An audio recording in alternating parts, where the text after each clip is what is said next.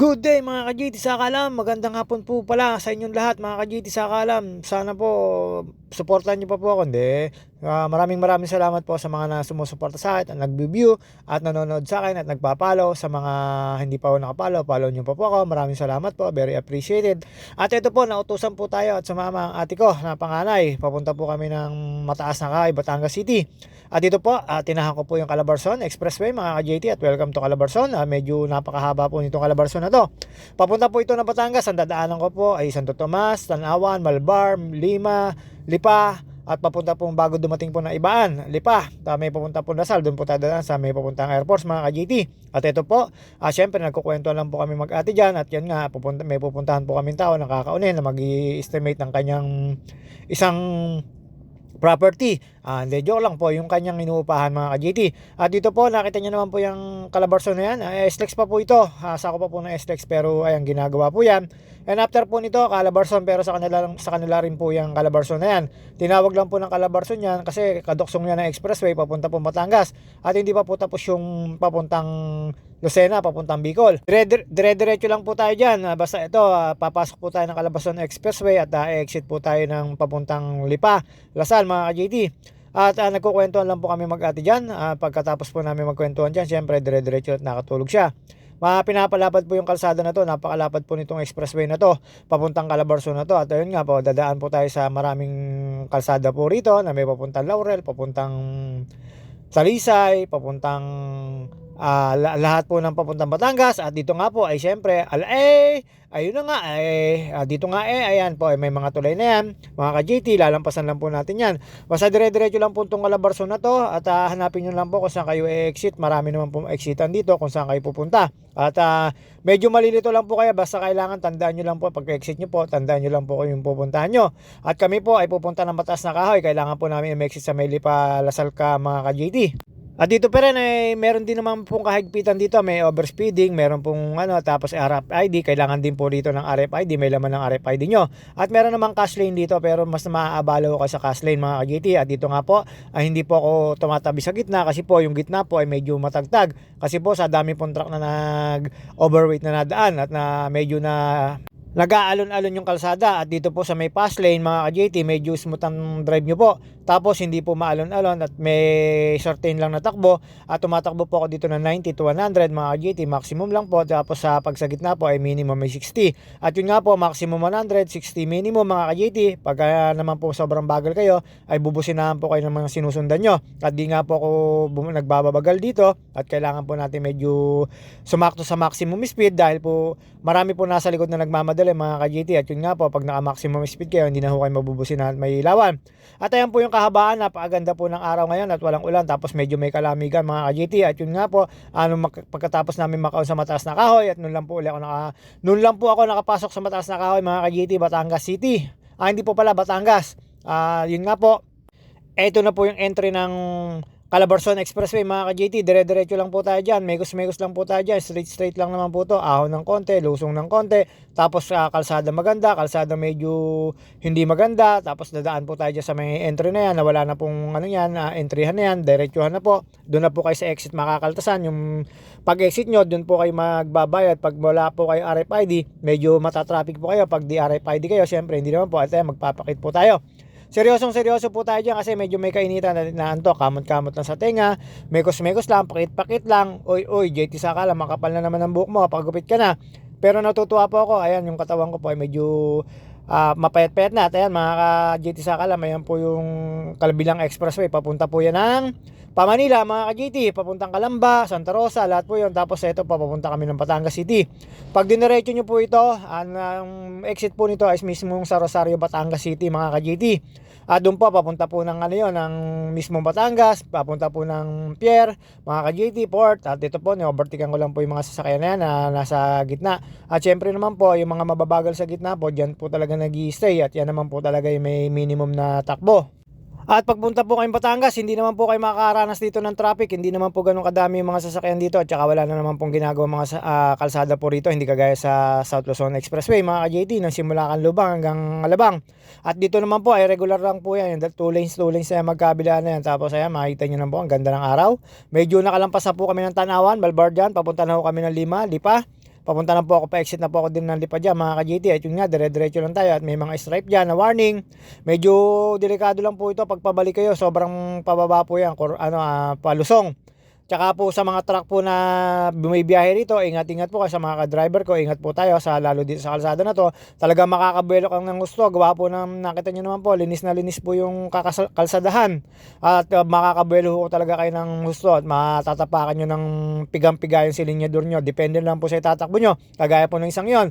Talaga naman napakatulin po niya, pero hindi ko na po hinabol yan mga GT, pinabayaan ko lang po yan. Takbo lang po ako sa maximum mga speed mga ka-GT. At dito nga po pala, kilometer dito at wala pong miles mga ka-GT. At syempre nasa Pilipinas po tayo. At yun nga, mekos lang po tayo dito mga ka-GT. Dire-diretso lang po tayo hanggang sa marating ko po yung exit papuntang Lipa Lasal.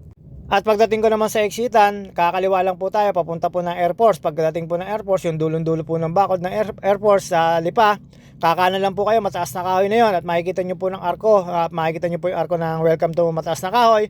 Pagdating nyo po doon, pwede na ho kayong mag-dire-diretso, pwedeng kumaliwa. Syempre may pupuntahan mo kami na hindi na ho naman kami dumiretso, may pagkarating po doon sa parang nasa gitnang island, kakaliwa lang po. At dito pa mga ka-GT, marami tayo lilampasan na mga sasakyan.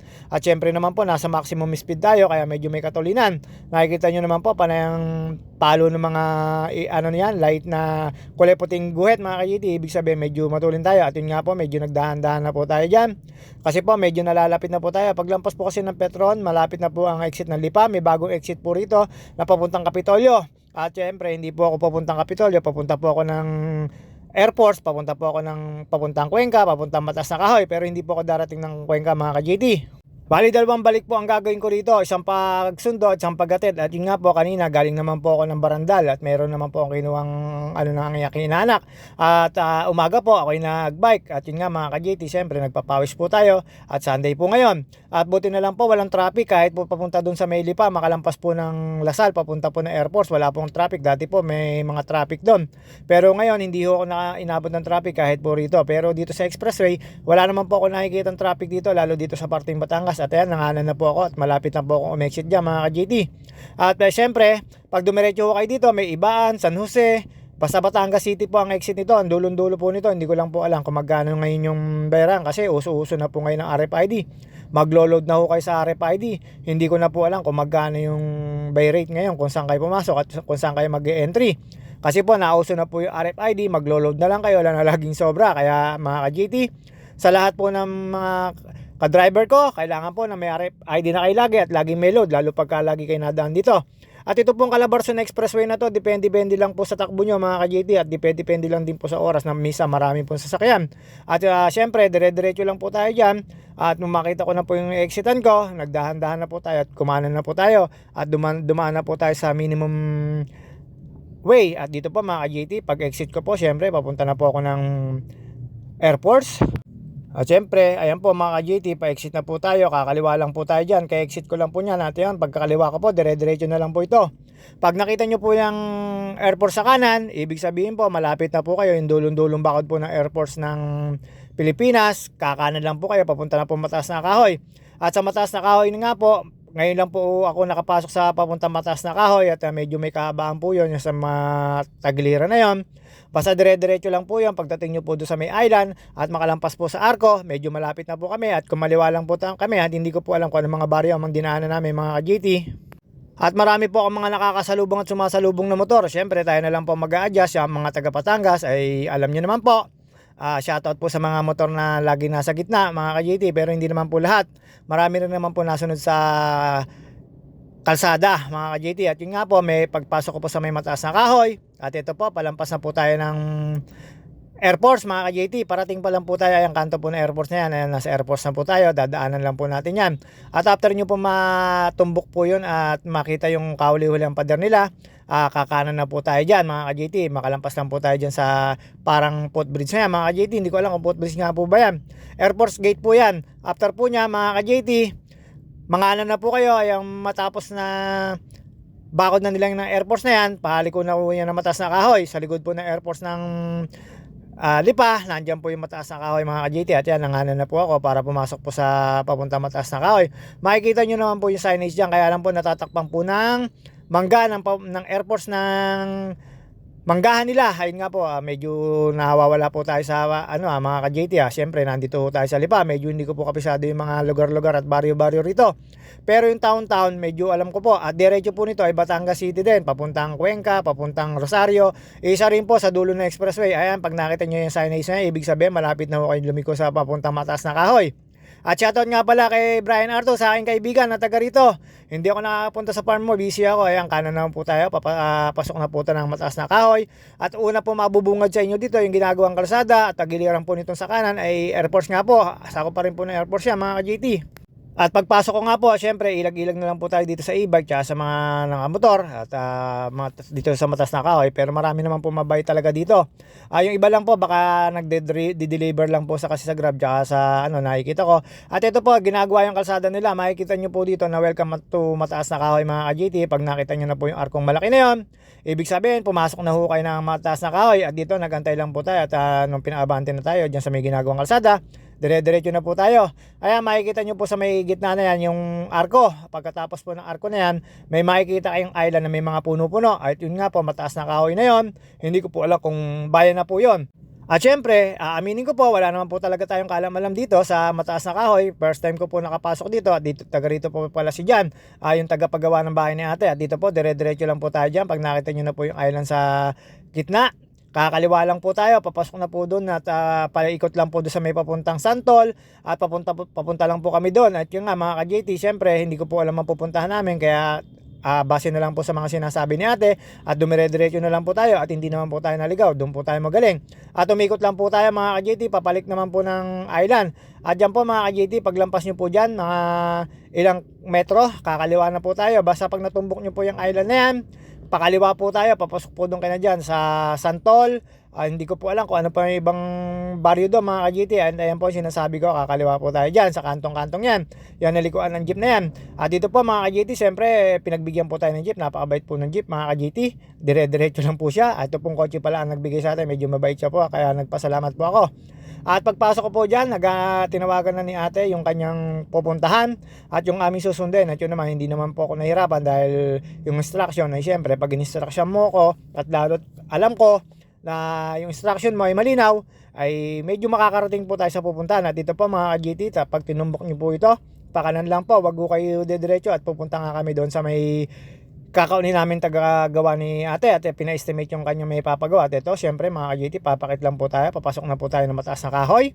At hindi ko po alam kung bayan na po ito ng Mataas na Kahoy mga ka-JT. Uy, may tiyan na naman si JT sa kalam. Napalakas na naman ang kain mo maghapon mga ka-JT. At may tiyan po ulit tayo, pero syempre makukuha naman po ulit sa diet yan. Ibabalik na naman po ulit yan sa dating sukat. At mga ka-JT, ito po syempre pakit-pakit lang po tayo. At after po namin marating yung bahay nung aming susundin at mga ka-JT, pahinga-pahinga lang tayo dahil tinatawagan niya ate. At yun nga po, kumanan kami dyan. Pagdating ko po dyan sa dulo niya mga ka-JT, at nandun na po sa may convenience store. Dire-diretso lang po ito mga ka-JT. May daan din po rito papunta po dun sa may island. At yun nga po, may mga shortcut. Ito, hindi ko na po alam yung bahay na to. Baryo na to. Sorry po, tao lang po mga ka-JT. At nung nakarating po kami doon sa may stop over namin para antayin siya or para puntahan, ay mali pa, hindi pala po doon sa may isang convenience store, doon po sa may kulay pulang convenience store. Kaya doon po nagantay-antay ako mga ka-JT para magmekos-mekos at nagpa-cute. Sinet ko lang yung camera ko para makita ko, kunyari hindi ko hawak yung camera, pero syempre pe-play ko lang para kunyari nag-aantay tayo, pero nag-antay naman po talaga tayo. At nung nakita na namin siya, nagmaniobra ko para isama siya mga ka-JT. Ayun nga po, at tumigil po tayo dito sa isang convenience store. Ang sapan dito, hindi naman po pala dito, doon pala sa may kulay pula, kulay orange na convenience store, doon siya nag-aantay at malapit doon ang bahay niya. At ayun nga mga ka-JT, nung nakatawagan na ni ate at inantay pa rito, syempre nagantay na lang po ako sa sasakyan at inlapitan ko na lang po sila. At ayan, isang A naman dyan, JT sa kalam, habang inaantay ko sila dyan, nag-uusap sila. Mali po yung pinuntahan ni ate Janet, kaya inikot ko po yung sasakyan niya para punta namin yung kausap niya na si Jan mga ka-JT. At yun nga po, nakausap niya at nakasama na namin at na-pick up ko na. At tinatid ko pa uli ang pauwi ng Mataas na Kahoy pagkarating po sa amin sa Pansol, sa Losnap City mga ka-JT. Balikan po ang ginawa ko at yun nga, nagpahinga lang po tayo at mga ka-JT, medyo busy tayong araw ngayon. Ang dami ko po yung pinag-drive at after ko nga po mag-bike, drive po uli kagad, tapos drive po uli pagdating ng tanghali mga ka-JT. At Hindi pa naman po tayo pagod, basic na basic pa lang po. Pero siyempre medyo napapagod din po tayo pagka may time. At kailangan po natin sundin to mga ka-JT at siya yung gagawa nung pinagagawa ni ate. At yun nga, habang nag-aantay tayo dyan, marami tayong nakita mga Batanggay niya na pwedeng i-sightseeing. Shoutout sa mga Batanggay niya, napakaganda nyo po. Kaya lang po, pagka dating po rito, ay nung bumili po ako ng tinapay. Alam nyo na po, magkano huga? Ayun po yung sinabi sa akin. Kaya alam nyo naman po, ang punto ng mga taga Batangas ay napakalambing naman din po talaga. Parang alam nyo na, malalambing po talaga yung salita. Pero syempre, meron din po naman na punto ang Laguna, pero magkaiba po ang punto ng Laguna at ng Batanggenyo at Batanggenya. Sa Laguna, meron din naman pero hindi naman kagaya nung sa mga taga Batangas. At sa mga shoutout sa mga taga Batangas sa magpapakasal. At dito po, sigurado po, pag nagpakasal kayo, medyo mahalay. At yun nga po mga ka-JT, makakasama na po namin siya. At ito po, umuwi na po kami. Dito na po kami dumaan sa island. See you on my next video mga ka-JT sa Kalam. Hanggang dito na lang po muna tayo. At ayun nga, pauwi na uli kami ng Losnap City para check upin yung pa-estimate yung papagawa ni ate. At kasama na po namin si Janjan at ihahatid yun na lang po ulit pagtapos niya. At dito nga po mga ka-JT, hanggang dito na lang po tayo. Ito po ay Mataas na Kahoy. Ang pagkakaalam ko po, welcome to Mataas na Kahoy. Babus!